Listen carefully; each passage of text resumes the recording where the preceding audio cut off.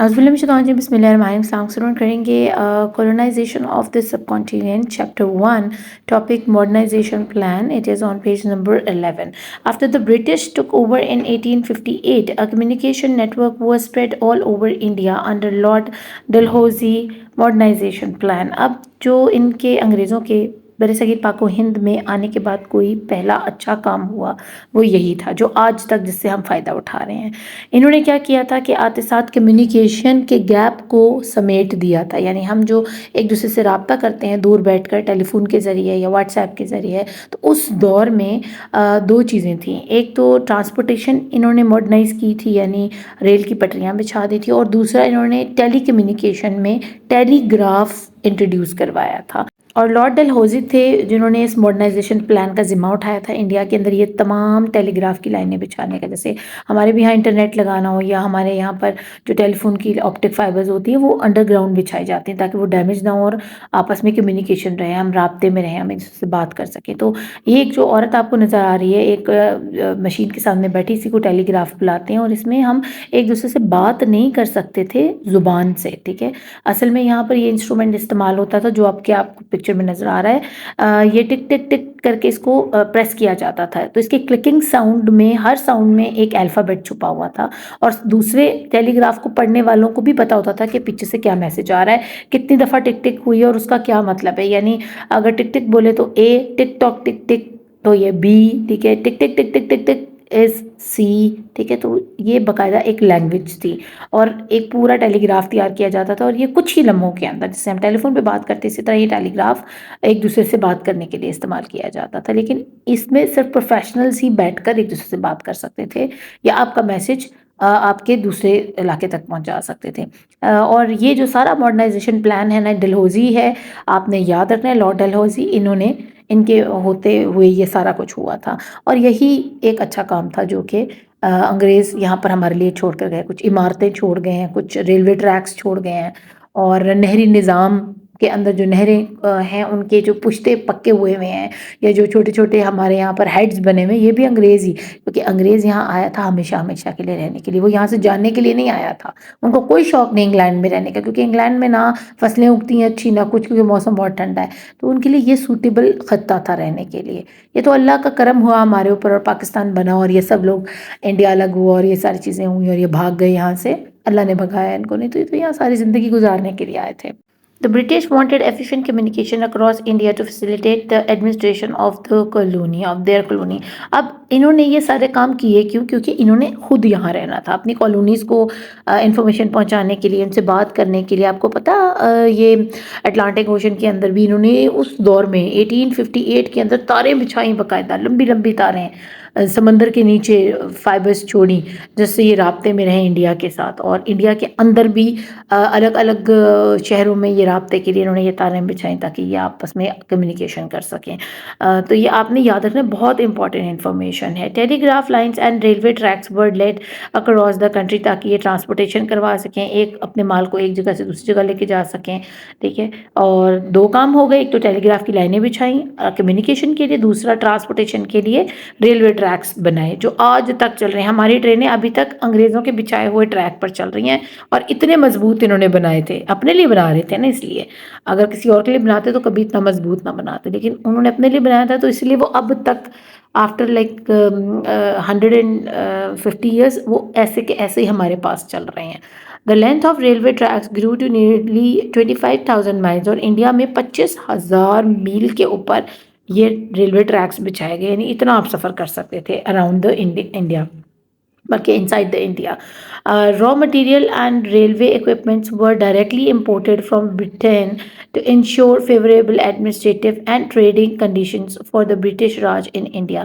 अब इन्होंने एक और चालाकी ये दिखाई कि यहाँ से कुछ नहीं बनवाया, सब कुछ इम्पोर्ट किया ताकि बरतानिया वालों को पैसा इस मद में भेज सके। यानी अगर ये चीज़ यहाँ भी लोहे की बन सकते थे, ट्रैक्स बनाए जा सकते थे, मजबूत बनाए जा सकते थे, लेकिन इन्होंने सिर्फ यहाँ अगर बनाते तो वो चीज़ इंतहाई सस्ती बनती। इन्होंने बाहर वो पैसा भेजा डबल ट्रिपल करके कि जी एक रेलवे ट्रैक समझें कि मिलियन ऑफ डॉलर्स का इन्होंने मंगवाया, 1,000 मील लंबा या जो भी है, ठीक है ना। तो क्यों? क्योंकि यहाँ से पैसा इनका मकसद था अपने मुल्क को भेजना, पीछे अपने आप को स्टेबलाइज करना। आगे اگر ہم اس کو پڑھیں تو آپ نے ایک اور یہ بات یاد رکھنی ہے کہ کتنا لمبا ریلوے ٹریک انڈیا میں بچھایا گیا، یا وہ ہے تقریباً انڈیا اور پاکستان ملا کے تو 25,000 مائل کے اوپر۔ پھر را مٹیریل کہاں سے لایا گیا؟ امپورٹ کیا گیا برطانیہ سے۔ اب to boost up the agriculture sector, irrigation canals in Punjab and Sindh were constructed. اب ایک اور جو بہترین کام انہوں نے کر کے گئے ہیں، بے شک اپنے لیے کر کے گئے لیکن اس سے فائدہ ہم اٹھا رہے ہیں، وہ ایگریکلچر سیکٹر کے اندر ہے، وہ زراعت کے شعبے میں ہے۔ نہری نظام، بہترین نہری نظام، آج تک کی جتنی نہریں ہم دیکھ رہے ہیں سندھ کے اندر اور پنجاب کے اندر، ان کے اوپر ہیڈز اور برجز جتنا کچھ ہے وہ سب کیا ہے، انہی کا بنایا ہوا ہے، جو اب تک مضبوط طریقے سے استعمال کیا جا رہا ہے کیونکہ ایک نمبر کام ہوا ہے وہاں پر، صحیح ہے۔ تو یہ تین چیزیں ہمیں دے کر گئے، ایک تو ٹیلی گراف اور communication, for transportation they laid railway tracks, اور نمبر 3 ایگریکلچر سیکٹر کے اندر انہوں نے ایریگیشن جو ہے، پانی کا نظام، نہری نظام جو ہے وہ پنجاب اور سندھ کے اندر کنسٹرکٹ کیا ہے، ٹھیک ہے۔ تو یہ آپ نے تینوں باتیں اس میں یاد رکھنی ہے، ماڈرنائزیشن پلان کا یہ دل ہے، یہ تینوں باتیں، ٹھیک ہے۔ اور اس کی ذمہ داری کس کی تھی ماڈرنائزیشن پلان کی؟ سر لارڈ ڈلہوزی کی، ٹھیک ہے۔ تو یہ آپ نے نام یاد رکھنا۔ آگے چلتے ہیں کانسٹیٹیوشن ریفارمز کی طرف۔ The British administration mostly adapted the constitution used in the Britain parliament۔ اب زیادہ تر جو کانسٹیٹیوشن یہاں پر، یا آئین کیا ہوتا ہے بچوں؟ جب یہ گورنمنٹ ہوتی ہے اس کو چلانے کے لیے ایک کتاب دی جاتی ہے اس کو، کہ بھی تم نے اس میں رولز اینڈ ریگولیشن لکھے ہوتے ہیں کہ ملک کو کیسے چلانا ہے۔ تو انہوں نے کوشش کی کہ ہمارے ملک میں جو ایڈمنسٹریشن کا نظام ہے، صفائی ہے، ستھرائی ہے، واقعی یہ چیز ہے، وہاں کی ایڈمنسٹریشن بہت اچھی ہے۔ آئی ریئلی ایڈمٹ دس۔ اور اگر وہ ایڈمنسٹریشن یہاں لائے تو انہوں نے کر کے دکھایا، سڑکوں کو اور علاقوں کو اور پانی کا نظام اور بجلی کا نظام اور ٹیلی فون کا نظام، ہر طرح کا نظام، اور گورنمنٹ کا نظام کہ گورنمنٹ کیسے چلانی ہے، یہ انہوں نے اپنا یہاں پر جو ہے نا وہ کانسٹیٹیوشن استعمال کیا انڈیا کے اندر، to run their colony effectively. اور انہوں نے صرف اس لیے کیا تاکہ وہ اپنی جو کالونیز ہیں، جو انہوں نے اپنے سیکٹرز یہاں بنا لیے، اپنے گھر یا اپنی آبادیاں بنائی ہیں، ان کو چلانے کے لیے ان کو ایسا نہ لگے کہ وہ کسی الگ سی جگہ پر آ کر بیٹھ گئے، ان کو ایسے لگے کہ وہ یو کے میں ہی بیٹھے ہوئے ہیں، ان کو وہی ایڈمنسٹریشن کا نظام ہے، وہی رولز اینڈ ریگولیشنز ہیں، کیونکہ وہ عادی تھے ان باتوں کے۔ The devolution of power to natives was introduced soon after they took over the subcontinent under the British crown. اب دوسرا کوئی اچھا کام ہو رہا ہے تو وہ کانسٹیٹیوشنل تھوڑی سی ریفارمز ہو رہی ہیں، اس میں کیا انہوں نے یہ کہ بادشاہ مہاراجوں سے جب انہوں نے ٹیک اوور کیا نا ان کے اوپر اور ان سے لے لی ساری ریاستیں، تو انہوں نے نیٹیوز کو، وہاں کے رہنے والوں کو، تھوڑے پڑھے لکھے ہیں یا انڈینز جو بھی تھے، ان کو دینا شروع کر دی پاورز، ان کو امپلائمنٹ دینا شروع کر دی، ان کو چھوٹی چھوٹی سطح پر کوئی وزیر ہے، کوئی ایم این اے ہے، کوئی اس طرح ٹائپ کی چیزیں بنانا شروع کر دیا۔ لیکن مین پاور کس کے پاس تھی؟ برٹش کراؤن کے پاس، یعنی یو کے سے جو ہدایات آتی تھی وہ انڈیا کے تمام لوگ جن کو پاورز دی گئی تھیں انڈینز کو، وہ اس پر عمل کرتے تھے۔ Act of 1861, 92, 1909 and 1919 were introduced time to time with little or more changes۔ اس کے بعد کچھ خاص تبدیلیاں ایکٹس کی شکل میں، ایک 61 کا آیا، ایک 92 کا آیا، ایک 1909 میں اور 1919، یہ ڈیٹس یاد رکھنی ہے۔ تو تھوڑی تھوڑی تبدیلیاں اس حکومت میں ہوتی رہیں، جو پیچھے سے آرڈرز آتے تھے اس حساب سے اس ایکٹ میں تھوڑی تبدیلی کر دی۔ ایکٹ ہوتا ہے کیا کہ ایک قانون بنایا جاتا ہے، بل پاس کروایا جاتا ہے اسمبلی میں، اور پھر اس کو پورے ملک کے اوپر لاگو کر دیا جاتا ہے۔ تو اس میں دیکھا جاتا ہے کہ کیا فائدے ہیں، کیا نقصان ہے۔ اگر زیادہ نقصانات ہوتے ہیں تو پھر اس کو تھوڑا سا چینجنگ کے ساتھ دوبارہ سے پیش کیا جاتا ہے، اسی کو ایکٹ بلاتے ہیں۔ اور یہاں تک برطانیہ سے لے کر یہاں تک جو انفارمیشن کو پہنچانا اور اس کو پھر عمل درآمد کروانا اس پر، اور لوگوں کو اس چیز کے اوپر رکھنا کہ بھئی اب تم نے اس طرح کام کرنا ہے، انڈینز کو یا انڈینز کو جتنی بھی نوکریاں دی ہوئی تھیں، وہ کس کی ذمہ داری تھی؟ The Viceroy of India was responsible to implement these acts with the help of Secretary of State۔ تو جو وائس رائے بنایا گیا تھا، انگریز تھا وہ، ٹھیک ہے، اس کی ذمہ داری تھی کہ وہ سیکٹری آف اسٹیٹ کے ساتھ مل کر، یعنی ملک کے سیکٹری کے ساتھ مل کر، اس علاقے کی، اس ریاست کے سیکٹری کے ساتھ مل کر یہ جتنی بھی چینجز ہیں یا جتنے بھی ایکٹس ہیں ان کو لاگو کروائے ٹائم ٹو ٹائم، یعنی وقت کے ساتھ ساتھ۔ پہلے 61 تھا، پھر چینج ہو کر 82 میں، 92 میں تھوڑا سا اور چینج ہو گیا، پھر 99 میں اور اس کو تھوڑا سا تبدیلی کر کے لاگو کیا گیا، اور پھر فائنلی 1919 کے اندر جو لاگو کیا وہ چلتا رہا پھر اینڈ تک جب تک یہ رہے۔ تو سب سے پہلے ہم پڑھیں گے انڈین کونسل ایکٹ تھا جو 1861 میں آیا تھا، اور اس میں کیا چیز ہے جو آپ کو یاد کرنی ہے۔ The Indian Council Act of 1861 transformed Viceroy Executive Council into a cabinet. इसमें उन्होंने जो काम किया था, उन्होंने Viceroy Executive Council को कैबिनेट में ले गए थे, ठीक है। Viceroy की जो काउंसिल थी उसको कन्वर्ट कर दिया था इनटू कैबिनेट, और उसके कितने मेंबरान थे? This cabinet was spread on 6 appointed members, those were in charge of different departments. उसमें 6 लोग थे मेंबर, ठीक है। जहाँ पहले एक बंदा ये काम कर रहा था, अब उसको कैबिनेट की शक्ल दे दी गई थी, और कैबिनेट के 6 मेंबरान थे जिनको अलग अलग रिस्पॉन्सिबिलिटीज दे दी गई थी, और उनको अपॉइंट किया था डिफरेंट डिपार्टमेंट्स के ऊपर। देयर डिपार्टमेंट्स वर, अब वो डिपार्टमेंट्स आपने याद करने क्या क्या है। किसी को होम डिपार्टमेंट, होम का मतलब ये नहीं कि घर का डिपार्टमेंट, होम डिपार्टमेंट होता है जो गवर्नमेंट के अंदर के मामलात होते हैं, ठीक है। फिर रेवेन्यू, रेवेन्यू ये होता है कि बाहर के मुल्क में जो भी चीज़ आप बेचते हो उसमें से पैसे क्या आ रहे हैं, रेवेन्यू जनरेट किया, और यहाँ पे जो टैक्सेस लगाए हैं उनसे क्या पैसा आ रहा है, ठीक है, ये रेवेन्यू होता है। तीसरा डिपार्टमेंट था मिलिट्री का, मिलिट्री का सबको पता है, लॉ का भी सबको पता है। फाइनेंस डिपार्टमेंट ये है कि हुकूमत जो है कहाँ कहाँ पैसा लगाएगी, तरक्की के जो जितने भी मंसूबे हैं वो, ठीक है। और जो छठा था दैट इज़ पब्लिक वर्क्स। तो पब्लिक वर्क्स में कंस्ट्रक्शन भी आ जाती है, ऐसे ख़ास इंडस्ट्रीज़ भी आ जाती हैं, और छोटे मोटे इदारे भी आ जाते हैं, जैसे नादरा वगैरह है, और इस टाइप के जो है ना उस दौर में जो इस हिसाब के होंगे वो हैं। तो आपने ये 6 डिपार्टमेंट्स जो हैं वो अपने अच्छे से नाम याद कर लेने हैं।